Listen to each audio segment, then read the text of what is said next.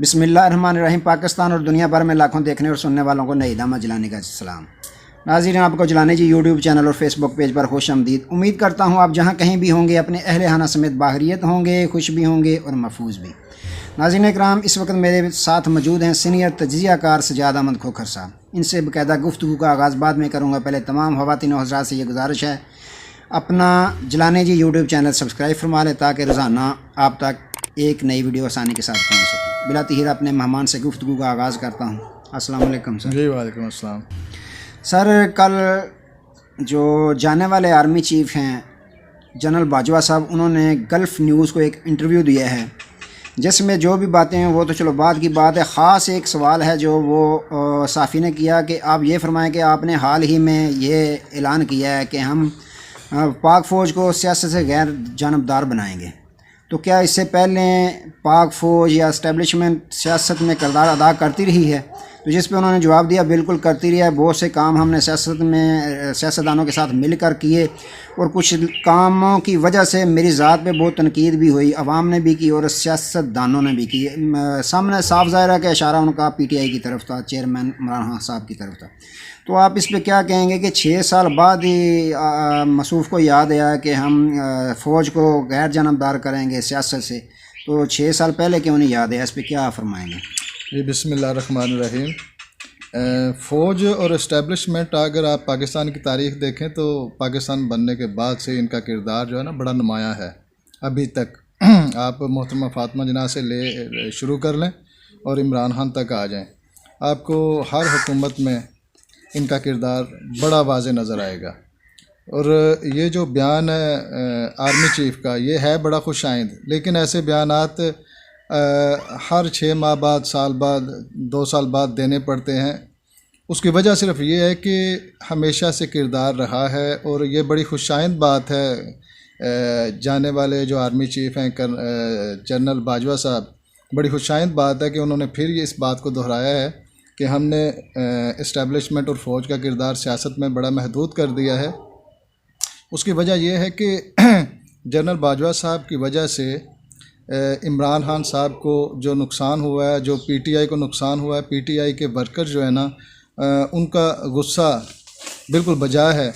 और उस गुस्से की वजह से अवाम में जो पाया जाता है, उस गुस्से की वजह से बाजवा साहब को ये बातें करनी पड़ रही हैं कि उन्होंने कुछ ऐसे काम किए हैं जैसे इमरान खान की हुकूमत को ख़त्म कर दिया गया, और ये जो जिन लोगों को ये पहले चोर लुटेरे साबित कर चुके थे उनको सज़ाएं भी हुई थी, और बाद इन सियासतदानों के केसेस भी अदालतों में चल रहे थे, और इमरान खान की हुकूमत को ख़त्म करके उन चोरों डाकुओं को मुसल्लत कर दिया गया पाकिस्तान पे। तो इसकी वजह से अवाम में बहुत ज़्यादा गुस्सा पाया जा रहा है, इसमें कोई शक नहीं है। और उस गुस्से की वजह से, मतलब वो गुस्सा तो ज़ाहिर आर्मी पे तो नहीं, फ़ौज पे तो नहीं, फ़ौज के साथ तो पाकिस्तान की अवाम बड़ी मोहब्बत करती है, प्यार करती है।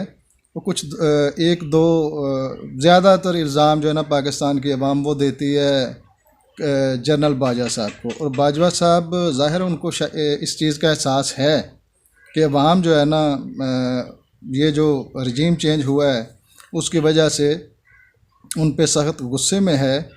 और आए रोज़ बाद दफ़ा ऐसा होता है कि ये जो ISPR है, ये जो पाक फ़ौज का तर्जमान इदारा है, ये तो पाक फ़ौज की तर्जमानी करने के लिए है, लेकिन बाद दफ़ा ऐसा होता है इस गुस्से और अवाम में जो गुस्सा पाया जाता है उसकी वजह से ISPR को सिर्फ एक बंदे के लिए जो है ना ट्वीट करना पड़ती है या प्रेस कॉन्फ्रेंस करना पड़ती है। हालांकि पाकिस्तानी अवाम फ़ौज से बहुत प्यार करती है, इसमें कोई शक नहीं है। तो सजाद साहब, कल जिस तरह देखा आपने कि आज़ाद कश्मीर के एक वैली में एक पहला फ़ेज़ कह लें उसे, पहले फ़ेज़ में जो बलदियाती इलेक्शन हुआ है, 31 साल बाद ये बलदियाती इलेक्शन हुआ है, तो उसमें देखने में आया कि PTI ने, पाकिस्तान तहरीक इंसाफ ने तो शानदार किस्म का मैदान मार लिया है। आप इसमें क्या कहेंगे कि अगर इलेक्शन अनाउंस हो जाते हैं, आज नहीं तो कल होने तो हैं, इलेक्शन अनाउंस होते हैं पूरे पाकिस्तान में, तो किस तरह का रिज़ल्ट आप देखते हैं कि इसी तरह पाकिस्तान तहरीक इंसाफ पाकिस्तान में मैदान मारेगी, या इससे भी कोई रिज़ल्ट जो है मुख्तलिफ देखते हैं? क्या इस पर कहेंगे आप? जहाँ तक तो मेरा ख्याल है कि आज़ाद कश्मीर में जिस पार्टी की हुकूमत है वो पाकिस्तान तहरीक इंसाफ है, और ये पहली सियासी जमात है जिसने बलदियाती इलेक्शन करवाए हैं। तो अमूमन ऐसा होता है कि आज़ाद कश्मीर में वही पार्टी इलेक्शन जीतती है जिसकी वफाक में हुकूमत होती है।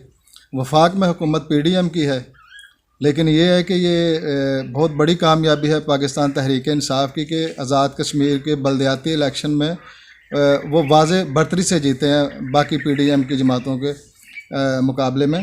तो PTI ने 34 सीटें जीती हैं जी, ठीक है, और पीपल पार्टी ने जीती हैं 23। 9 मुस्लिम लीग नवाज़ के हिस्से में आई हैं, 3 आई हैं मुस्लिम कॉन्फ्रेंस, और 4 आज़ाद जीते हैं जी। तो जज साहब ये फरमाएं कि इस्लामाबाद 26 नवंबर को जो तैयारियां की गई, कंटेनरों का जुम्मा बाज़ार इकट्ठा किया गया, 7 माह हो गए हैं कि खान साहब ने इनको तुगनी का नाच नचाया कि मैं आ रहा हूँ इस्लामाबाद, आ रहा हूँ। तो जो उन्होंने अखराजात कौमी ख़जाने को चूना लगाया, सिक्योरिटी फोर्सेस की एजेंसियाँ सारी ड्यूटियाँ दे रही हैं, उनके कितना अखराजात, कितना पाकिस्तानी कौम का ख़जाना जो है चोर दरवाजे से लूटा गया है, ज़या किया गया है। तो जब उन्होंने ये सारी तैयारियां की हुई थी तो शेल जितने भी हैं, रबड़ की गोलियां, आंसू गैस के शेल वगैरह, बहुत दीगर सामान इकट्ठा किया हुआ। तो खान साहब पिंडी पहुंचे हैं तो अचानक उन्होंने सारा फैसला ही बदल दिया। क्या इसके पीछे कोई ख़ास अमल था, कोई बातचीत थी जिसको कहते हैं बैकडोर चैनल पे दरवाजे खुले हुए थे बातचीत के? जिस तरह इस्टेब्लिशमेंट में भी एक तब्दीली, बहुत बड़ी तब्दीली हुई है, तो इस पर आप क्या कहेंगे कि अचानक फ़ैसला खान साहब ने करके उनको चकमा दे दिया, इस पर क्या कहेंगे आप? नहीं, बैकडोर अगर राब्ते होते ना इमरान खान साहब के, तो हो सकता है इमरान खान साहब इस्लामाबाद की कॉल ही ना देते। बैकडोर राब्ते नहीं थे। इमरान खान साहब ने प्रोग्राम बनाया हुआ था 26 तारीख को, और वो निकले हैं। तो ज़ाहिर है पूरे पाकिस्तान से अवाम इमरान खान के बगैर भी निकल रही थी, लेकिन 26 को इमरान खान साहब ने ज़ाते ख़ुद तशरीफ़ लानी थी इस्लामाबाद, रावलपिंडी में। तो जहाँ तक मेरा ख्याल है कि एस्टेब्लिशमेंट ने देखा है कि इतनी ज़्यादा तादाद में अवाम निकल रही है इमरान खान के ख़िलाफ़, इमरान खान की कॉल पे।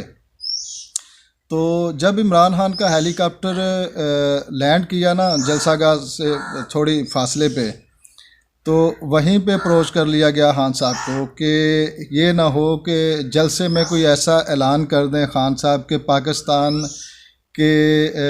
पाकिस्तान का नुकसान जिससे जो है ना होने का ख़तरा हो। तो उन्होंने अप्रोच किया एस्टेब्लिशमेंट के। मैंने पहले भी बोला कि 2-4 आदमी थे, तो उन्होंने बातचीत की इमरान खान साहब से, और अपने आने वाले जो हालात हैं वो भी उनके सामने रखे। तो वो बातें मैंने आपको इससे पहले जो वील आ गया उसमें बता चुका हूँ, लेकिन एक बात मैं उसमें भूल गया कि इस्टेब्लिशमेंट ने रिक्वेस्ट की कि आप हमारे लिए बड़े कीमती हैं, पाकिस्तान की अवाम आपसे बड़ा प्यार करती है, तो हम चाहते हैं कि आपके जलसे की सिक्योरिटी जो है ना वो हम अपने ज़िम्मे ले लें। तो वो जो डिले हुआ था ना 1.5 घंटा जलसागाह तक, वो जहाँ पे हेलीकॉप्टर लैंड किया था वहाँ से, वो 1.5 घंटा सिर्फ इसीलिए डिले हुआ था। एक तो बातचीत चल रही थी इस्टेब्लिशमेंट के नुमाइंदों से, और दूसरा वो जो सिक्योरिटी थी ना वो थोड़ी सी उसमें तब्दीली आ रही थी, क्योंकि वो जलसे की सिक्योरिटी जो है ना पाकिस्तान की इस्टेब्लिशमेंट ने ली थी। तो जज साहब ये फरमाएँ कि कल 29 नवंबर है, पुराने आर्मी चीफ बाबा स्टेक वाले जा रहे हैं और नए आर्मी चीफ कल आ रहे हैं, कल अलहबरदारी होनी है बाकायदा। तो इसमें आप क्या सोचते हैं, क्या तज़िया रखते हैं कि ये सिर्फ रस्मी छड़ी की तब्दीली होगी या अपने इस्टेब्लिशमेंट अपनी सोच, अपने ख्यालात, अपने नज़रियात में भी कोई तब्दीली करेंगे? क्या इस पर कहेंगे आप? ये जो आर्मी चीफ की तब्दीली होने जा रही है ना, तो आप ये अंदाज़ा कर लें कि पुरानी इस्टेब्लिशमेंट ज़ाहिर है तकर्रियाँ, तबादले, रिमूविंग, हर चीज़ जो है ना वो होगी, क्योंकि पिछले कुछ अरसे से इस्टेब्लिशमेंट की वजह से, मैंने आपको पहले भी बताया, बार बार बता रहा हूँ कि अवाम जो है ना बड़े गुस्से में है। इस्टेब्लिशमेंट को, ख़ास तौर पे जो नई इस्टेब्लिशमेंट है, इसको अपनी तरजीहात थोड़ी सी बदलनी पड़ेंगी ताकि अवाम का गुस्सा कम हो सके। अवाम इस वक्त इलेक्शन मांग रही है। पाकिस्तान की मईशत जो है ना वो डूबती जा रही है, पाकिस्तान डिफ़ाल्ट होने के करीब है। ये सारी चीज़ें इस्टेब्लिशमेंट की नज़र में हैं, और उसका सिर्फ बड़ा सिंपल सा हल है कि आप नए इलेक्शन करवा दें। नए इलेक्शन करवाएंगे, अवाम का एतमाद बढ़ेगा। जो भी सियासी पार्टी इलेक्शन जीती है, सारे अदारे मिल के उस पार्टी को सपोर्ट करें, चाहे कोई भी हो। उसमें मतलब मेरी तो ये राय है कि अगर पीडीएम जीती है तो पीडीएम को भी सपोर्ट करना चाहिए पाकिस्तान की खातिर, जमहूरियत मजबूत जमहूरियत की खातिर, पाकिस्तान की खातिर, पाकिस्तान की आवाम की खातिर, पाकिस्तान की डूबती हुई मईशत की खातिर। तो ये सारे फैसले जो है ना, इन पे नज़रसानी करनी चाहिए इस्टेब्लिशमेंट को कि पहले जो रजीम चेंज का ऑपरेशन हुआ उसके नतीजे में पाकिस्तान के हालात क्या से क्या हो गए हैं, अवाम के हालात क्या हो रहे हैं, पाकिस्तान बैनुल-अक़वामी सतह पे पाकिस्तान का इमेज क्या हो रहा है। ये सारे फैसले आने वाली इस्टेब्लिशमेंट जो है उसको इन चीज़ों पे बड़े बारीक बीनी से इनका जायज़ा लेना चाहिए और जायज़ा लेके कोई पॉलिसी ऐसी बनानी चाहिए कि पाकिस्तान का किसी भी हवाले से नुकसान ना हो, ना इंटरनेशनल सतह पे, ना मुल्की सतह पे, और आवाम सुख का सांस ले सकें। तो जहाँ साहब आखिरी मेरा सवाल ये है कि आप क्या देखते हैं मुस्तकबिल में, जब खान साहब ने तो अपना पत्ता शो कर दिया, उसको कह लें कि आप आखिरी कार्ड इस्तेमाल उन्होंने कर दिया, बहुत बड़ा कार्ड इस्तेमाल उन्होंने किया है, सरप्राइज़ दिया, हकीकत में सरप्राइज़ दिया है। तो अब पीडीएम जो है वो सर छोड़ के बैठी हुई है, क्या देखते हैं कि मुस्तकबिल में पीडीएम कौन से पत्ते इस्तेमाल कर सकती है, क्या करने जा रही है पीडीएम, क्या सोच रही है, इलेक्शन करवाना है नहीं करवाना, क्या करने जा रही है? नए इलेक्शन करवाना तो पीडीएम की मौत है, ये याद रखिएगा।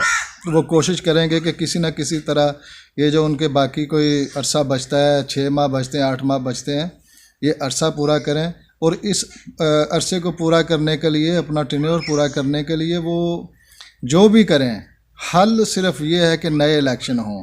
वो अगर इस इमरान खान साहब ने सूबाई असम्बलियों से इस्तीफ़े का फ़ैसला किया है या असम्बलियाँ तहलील करने का फ़ैसला किया है, तो पता चला है ये जो पहले तो ये कह रहे थे कि आप केपी की असम्बली तोड़ दें, पंजाब असम्बली तोड़ दें, हम नए इलेक्शन करवा देते हैं, वफाकी हुकूमत भी मतलब ख़त्म कर देते हैं। तो अब जो है उनको ये नज़र आ रहा है कि चलें, ये तो कुछ लोग कहते हैं इमरान खान ने आखिरी पत्ता खेला है, तो चलें यही समझ लें कि आखिरी पत्ता है। तो इसके बाद हल तो ये है, वो बचने की पूरी कोशिश करेंगे केपी के में तहरीक अदम एतमाद ले आएँ, पंजाब में तहरीक अदम एतमाद ले आएँ। और लेकिन प्रॉब्लम यह है कि केपी में भी और पंजाब में भी सेशन चल रहे हैं, और जब तक सेशन चलते रहेंगे ये करारदाद पेश नहीं कर सकते।